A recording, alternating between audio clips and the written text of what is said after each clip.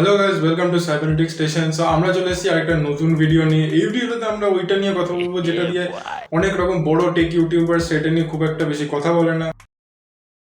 কিছু কারণ আছে।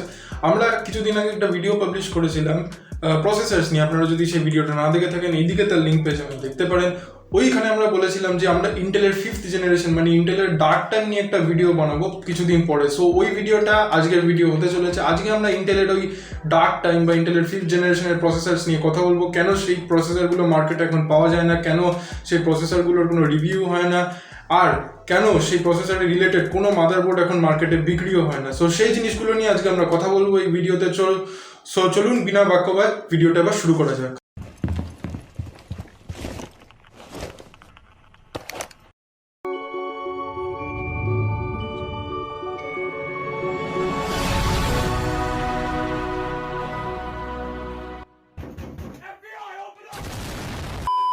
তো সবার আগে আমরা বলিনি, আমরা যখন পিসি বিল্ড করি বা পিসি যখন আপগ্রেড করি তখন আমরা কি করি, তখন ওই কোন জেনারেশনের ব্যাপারে আমরা কথা বলি। First, second, third, fourth, hardly, কিংবা ধরুন লেটেস্ট করতে চাই তখন 6, 7, 8, 9 এইসব জেনারেশনের ব্যাপারে আমরা কথা বলি। কিন্তু এখানে একটা জেনারেশন খুব আমরা মিস করে দিয়েছি, যেটা হচ্ছে 5th জেনারেশন।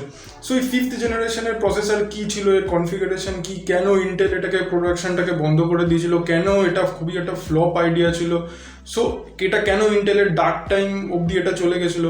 সো এটা আমরা আজকের ভিডিওতে নিয়ে কথা বলবো। সো এবারে ফার্স্টে চলে আসি প্রথম পয়েন্টে, যে এই 5th জেনারেশনের প্রসেসরগুলো ইন্টেল মার্কেটে লঞ্চ কখন করে। তখন এটা ছিল ওই 2015-এর মতন সময়কার সময়। তো এই টাইমে ইন্টেল 5th জেনারেশনের প্রসেসর মার্কেটে লঞ্চ করে, কিন্তু 4th জেনারেশনের প্রসেসর যেগুলো ছিল এগুলো অনেক আগেই মার্কেটে চলে এসেছিলো। সো সবাই 5th জেনারেশন মানে একটা জেনারেশন বেশি থাকে, লোকে কি এক্সপেক্ট করে, মানে পারফরমেন্স ভালো হবে, সব কিছু ভালো হবে। কিন্তু এই টাইপের 5th জেনারেশনের প্রসেসরগুলোতে কী ছিল, শুধুমাত্র এটা পাওয়ারটাকে কম কনজিউম করতো, আর এর ইন্টিগ্রেটেড গ্রাফিক্সটা একটু ভালো ছিল 4th জেনারেশন থেকে। কিন্তু এর যখন পারফরমেন্সের কথা আসলো ওভারঅল, তখন এটা দেখা গেল 4th জেনারেশনের সাথে সিমিলার পারফরমেন্সই এটা দিচ্ছে, খুব একটা বেশি জিনিস এটা দিচ্ছে না। এবার ইন্টেল কি করলো, ইন্টেল এটা কেন লঞ্চ করলো, তখন 4th জেনারেশন ইন্টেল অনেক আগেই লঞ্চ করে দিয়েছিল, তো লোকে ওয়েট করছিল 5th জেনারেশনের জন্য। ইন্টেল কি করে, প্রত্যেক বছর এক একটা নতুন জেনারেশন লঞ্চ করতে থাকে। কিন্তু এটা কি হলো, 2 বছর পর 5th জেনারেশন লঞ্চ করলো ইন্টেল। সো লোকে যারা 5th জেনারেশনের জন্য ওয়েট করছিল তাদের পেশেন্সটা পুরোপুরি ভেঙে গেছিলো, তারা আর শান্ত থাকতে পারছিল না। সো কি হলো, তারা প্রথম একটা ওইটা জিনিস যে 2 বছর পর একটা প্রসেসর লঞ্চ করলো, আর ঠিক ইন্টেল যখন 5th জেনারেশন লঞ্চ করলো ঠিক তার 2 মাস পরে ইন্টেল আবার 6th জেনারেশন লঞ্চ করে দিল। সো লোকেরা এবার আমাকে একটা কথা বললেন, আপনিও লোক আমিও লোক। সো আমরা যদি একটা প্রসেসর কিনতে যাই, আমরা 5th জেনারেশন কেন কিনবো, যখন আমরা ওই সেম দামে বা ওই একটু বেশি দাম দিয়ে আমরা 6th জেনারেশনের মতন হাই কোয়ালিটি প্রসেসর আমরা কিনতে পারছি। এবার 6th জেনারেশনটা 4th জেনারেশন বা 5th জেনারেশন থেকে আরও বেশি ভালো ছিল। ওটাতে পাওয়ারের খুব একটা কিছু ছিল না, কিন্তু ওর ইন্টিগ্রেটেড গ্রাফিক্স পারফরমেন্স দুটোই ভালো ছিল।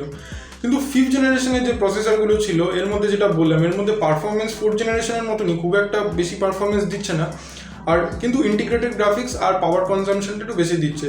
সো 5th জেনারেশনের প্রসেসরগুলো আপনি যদি এখন দেখেন, এগুলো যদি আপনি অ্যামাজনেও সার্চ করেন, এগুলো খুব একটা ওই ল্যাপটপেই আপনার ইনস্টল থাকবে। ল্যাপটপে এগুলো ভালো ইউজ হয়, কারণ ডেস্কটপে প্রথমত পাওয়ার কনজামশন কোনো রকম কাজ করে না। এটা প্রসেসর কম পাওয়ার টানবে কি বেশিটা পাওয়ার টানবে সেটা ডেস্কটপে কাজ করে না, কারণ এইসব যারা গেমিং করে বা নর্মাল যারা ডেস্কটপ চালে, তো ডেস্কটপে একটা পিএসইউ বা এসএমপিএস লাগানো থাকে, ওগুলোই পাওয়ার যত লাগে সেগুলো প্রোভাইড করে দেয়। কিন্তু ল্যাপটপ যেহেতু ব্যাটারির ওপর চলে, ওখানে ব্যাটারিটা কম খাবে কি বেশি খাবে সেগুলোর ওপর একটা জিনিস হয়ে যায়।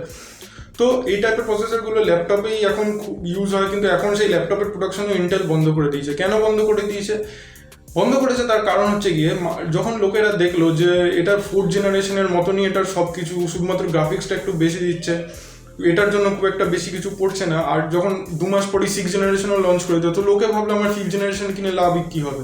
সো লোকের ওই যে রাগটা ছিল ইন্টেলের প্রতি, ওরা কী করলো, কেউ ইন্টেলের 5th জেনারেশনের প্রসেসর কিনেই নি। একটা প্রোডাকশন হয়েছিল, ধরুন প্রোডাকশনের 1/3 প্রসেসর সেল হয়েছিল, তো ইন্টেল খুব একটা বড় মার্কেটে ধাক্কা খেয়ে গেছিলো। সো ইন্টেল কী করলো, ইন্টেল তাই জন্য 5th জেনারেশনের প্রোডাকশনই বন্ধ করে দিল। 2 মাস পর 6th জেনারেশনে লঞ্চ করা হলো, 2 মাস পর ইন্টেল প্রোডাকশন বন্ধ করে দিল। আর ইন্টেল যখন 5th জেনারেশনের প্রোডাকশনও বন্ধ করে দিল, বিভিন্ন কোম্পানি যারা মাদারবোর্ড তৈরি করে তারাও দেখলো 5th জেনারেশনের মাদারবোর্ড তৈরি করে আর কোনো লাভ নেই, সো তারা মাদারবোর্ডও বসিয়ে দিল। সো আপনার কাছে এখন যদি এটা 5th জেনারেশনের প্রসেসর থেকে ওরকম, আপনার উচিত সেটাকে খুব সাবধানে ব্যবহার করে, একদম টাওয়েল দিয়ে মুড়ে একদম রাজার মতন সেটাকে রেখে দেওয়া উচিত। কারণ এখন যদি ওটা আপনার খারাপ হয়ে যায় আপনার সেটা কিছু করার থাকবে না, কারণ ওটার মাদারবোর্ড এখন পাওয়া যায় না। সো আপনাকে নয় একটা 4th জেনারেশনের প্রসেসর কিনতে হবে, তার সাথেও একটা নতুন মাদারবোর্ড কিনতে হবে, আর 6th জেনারেশনের প্রসেসর কিনলে সেটার সাথেও একটা নতুন মাদারবোর্ড কিনতে হবে। সো ওটাকে একদম আপনার খুব শান্ত সুষ্ঠুভাবে ইউজ করা উচিত। আর এখন আপনারা বলতে পারেন যে কেন লোকে 5th জেনারেশনের প্রসেসর কেনেন, ওটার পাওয়ার কনজামশন কম, ওটার গ্রাফিক্স কার্ড, ওটার ভালো ইউএসডি গ্রাফিক্স আছে ইন্টেলের ইন্টিগ্রেটেড, তো ওটা লোকে কেনে না কেন? প্রথম কথা হচ্ছে যারা ওটা ডেস্কটপে ইউজ করবে, সো ডেস্কটপে খুব একটা সেটার পাওয়ার কনজামশন কোনো কাজ করে না, কারণ ডেস্কটপে একটা পিএসইউ এসএমপিএস থাকে অলরেডি, সেখান থেকে প্রসেসর বা অন্য কম্পোনেন্টস যত চায় পাওয়ার টেনে নেয়, সেটা সাপোর্ট করে যায়। কিন্তু এগুলো ল্যাপটপে বেসিক্যালি ইউজ হয়, কারণ ল্যাপটপ যেহেতু ব্যাটারির ওপর চলে, সো ব্যাটারি কম খেলে ল্যাপটপের ব্যাটারি লাইফটা বেড়ে যায়। সো কম পাওয়ার কনজামশনের ম্যাটারটা ল্যাপটপে কাজ করে। কিন্তু যখন কথা চলে আসে গ্রাফিক্সের দিকে, গ্রাফিক্সেরও ওই একই জিনিস।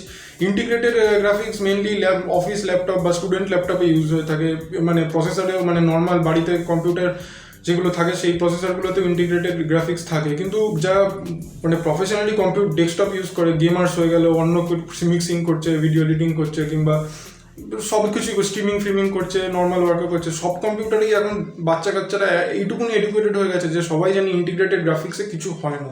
সে চাই এমডি রেডিওনি হোক না কেন, ইন্টেলের ইউএসডি হোক না কেন, বা আইডিসি হোক না কেন, সবাই তার সত্ত্বেও সবাই একটা ডেডিকেটেড অলরেডি একটা গ্রাফিক্স কার্ড নিজের কম্পিউটারে লাগিয়ে নেয়। সেটা একদম লোয়েস্ট কনফিগারেশন হোক না, সে 710 হোক না কেন, যাই হোক না কেন, সবাই একটা মিনিমাম একটা ডেডিকেটেড গ্রাফিক্স কার্ড নিজের কম্পিউটারে অলরেডি সবাই লাগিয়ে নেয়। সো ইন্টিগ্রেটেড গ্রাফিক্স এখন খুব বেশি ম্যাটার করে না, ম্যাটার যেটা করে সেটা হচ্ছে পারফরমেন্স। আর যখন দেখছে 4th জেনারেশন আর 5th জেনারেশনের পারফরমেন্স এক, তো তাই জন্য কেউ 5th জেনারেশন কিনে নি, আর সেটা বলেও এখন করে লাভ নেই, কারণ ইন্টেল অলরেডি তার প্রোডাকশন বন্ধ করে দিয়েছে। সো এই ছিল আজকে আমাদের ভিডিও ইন্টেলের ডার্ক টাইম নিয়ে, এই ছিল ইন্টেলের ডার্ক টাইম। সো আপনারা আশা করি এবার বুঝতে পেরেছেন কেন আপনারা সেই ভিডিওতে বলেছিলাম ইন্টেলের ডার্ক টাইম নিয়ে একটা পরে একটা ভিডিও বানিয়ে নেবো। আশা করি আপনাদের ভিডিওটা ভালো লেগেছে। যদি ভিডিওটাকে ভালো লেগে থাকে ভিডিওটাকে লাইক করবেন, বন্ধুদের সাথে শেয়ার করবেন, কারণ নলেজ বা জ্ঞান যত শেয়ার করবেন তত বাড়বে আপনারও। আচ্ছা, ভিডিওটাকে শেয়ার করবেন। আরেকটা ভালো জিনিস, যদি আপনাদের কোনো ডাউট থাকে এটাকে এই ভিডিওতে কমেন্ট সেকশনে জানাবেন, আমরা সেটা রিপ্লাই দেবো যত তাড়াতাড়ি। আর আপনাদের যদি কোনো নতুন টপিক মাথায় থাকে আমাদেরকেও সেটা জানাতে পারেন কমেন্ট সেকশনে লিখে, আমরা সেটা নিয়ে পরে একটা ভিডিও বানাবো। সো টিল দেন, জয় হিন্দ, বাই।